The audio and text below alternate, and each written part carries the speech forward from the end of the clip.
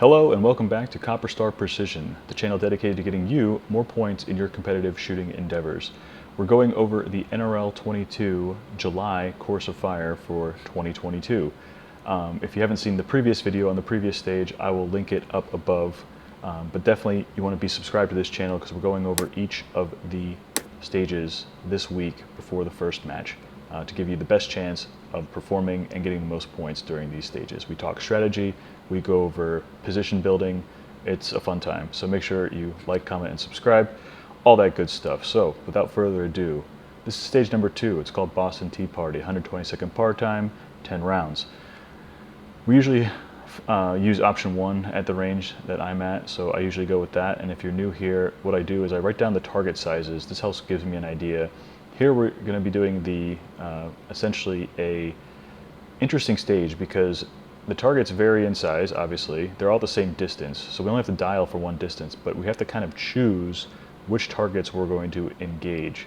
And they have different points values. So obviously the smallest target gives the most points, and the smallest target gives the least points.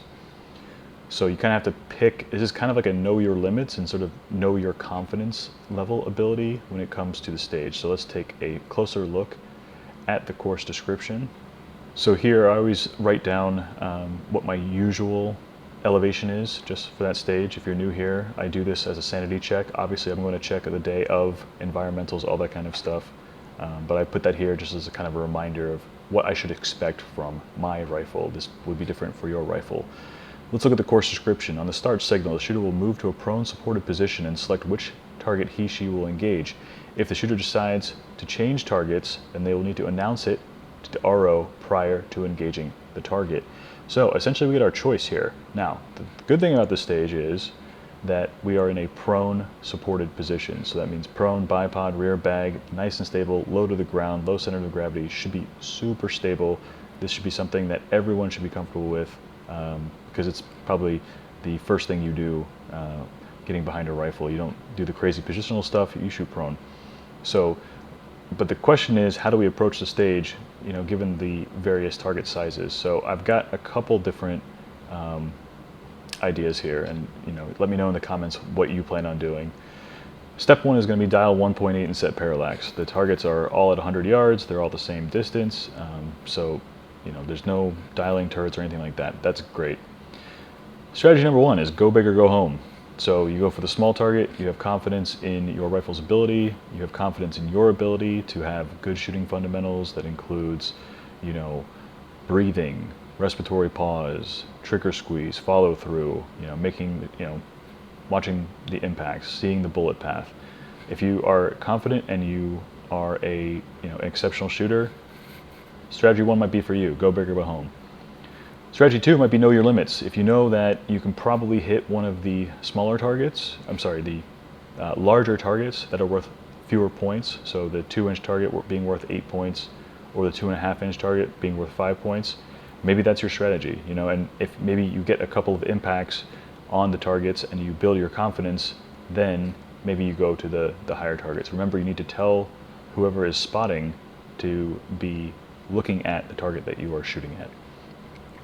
Strategy number 3 could be to engage the largest target first with 1 round. You know, make that round count, all the good fundamentals, especially if it's a windy day or the weather is not cooperating or anything like that. It may be best just to take 1 round and use that on the largest 3-inch target and really, really keep track of what that impact might look like, the way it moves the target, all of that good stuff. Get your win call and then engage a smaller target for more points. So, you know, a perfect score on this stage would be 100 points, but if you make that first round impact and you see where it goes and you can make a win call off of that, it shouldn't be too difficult to, because you're in prone, you're not moving, you're not changing positions, it shouldn't be too difficult to follow up on a target that is worth more points with subsequent rounds relatively quickly. Now, of course, you have to be, you know, cognizant of getting back on target and making the right holdovers, but if you can recognize what that holdover is, you can make a good win call, and as long as the wind isn't switching all over, that first round may give you enough information for you to engage that smallest target and get 10 points on the other 9 impacts for a total stage score of 93. So 93%, A minus, you know, not a bad score if the conditions aren't going in your favor. Now, I'm not really going to demonstrate this on the range because I believe everyone should know how to shoot prone, but let's talk about the targets. All right, we're back at the practice range for course number 2 in the July Course of Fire NRL22 match. So it's a prone stage, but you have to pick which target you're going for. So I'm not really going to go over the basics of shooting prone. I think most people are most comfortable shooting prone. Already, it's a very stable position. You're low to the ground as long as you make sure that you're squared up to the target, sitting straight behind the rifle. You practice good breathing. You're squeezing the bag to change elevation. You can get on target. Now the question becomes, what target do you go for? Now it depends on your abilities, what you think you can hit. So I talked about the 3 strategies in the strategy briefing. Go big or go home. Start on a smaller target, and then if you build confidence throughout the stage, switch to a larger target, or sacrifice that first round, especially if there's very bad wind conditions. Wind is blowing hard, you're not confident in your wind call.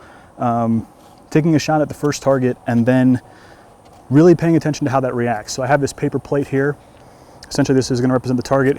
Before you go up to the stage, you should be looking on glass at the target. You should have a mental picture of what the target looks like before you get up there. Kind of see where the impacts are so that maybe you can spot where your new impact is gonna happen. So let's say you have a center hold and all of a sudden you hit here. And of course I picked a marker that doesn't work, but you get the idea. Let's say your impact was over here off a center hold. So you know that you're gonna have to adjust accordingly, right? If you can't spot the actual place where it hit on the target, then how did the target react when you made the impact? Did it twist this way? Did it twist this way? Did you hit the edge of the plate where it's going to rotate the target this way? Did it kind of bounce against the T-post this way? Did you hit it on the bottom, right? So there's all kinds of things you can do by simply looking at the target itself and how it reacts to that impact to give you idea on the next shot. Spotting your shots is an advanced technique, but it really helps you correct on the next thing to get the rest of the shots on the stage centered up. So, you know, if you don't think you're going to do well on this stage, 1, have a better attitude, and 2, try this technique. Start on the large plate, get a hit, maybe 2 hits to confirm, and then maybe move to the next target that is smaller in size for more points. And then as your confidence grows in the stage, move further and further up. If you're a more advanced shooter, you probably want to start on the smaller targets anyway. But that being said, if the wind conditions are tricky and you can't get that wind call just right at this distance, maybe this sort of strategy of hitting the large plate, looking for the impact holes, seeing how the target reacts when it is hit, when it is impacted. And by the way, if you're not the first person on the stage, definitely keep an eye on what other people are doing. You know, how are they behaving when their impacts hit, right? So if you're spotting, see where they're hitting. Now you don't know exactly where they're holding, right? But you get an idea of, you know, are people trying to favor right? Is it hitting right? All that kind of stuff. So hopefully that gives you some tips and tricks and strategies for this stage. Stay tuned for much more videos about these stages and other things related to competitive shooting competitions. And as always, get more points.